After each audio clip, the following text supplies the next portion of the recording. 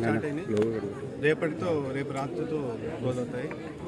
ఈ ప్రతి సంవత్సరం కూడా విజయవాడ సిటీ కమిషనర్లు ఈ ఊర్సు మహోత్సవంలో పాల్గొని ఈ రకంగా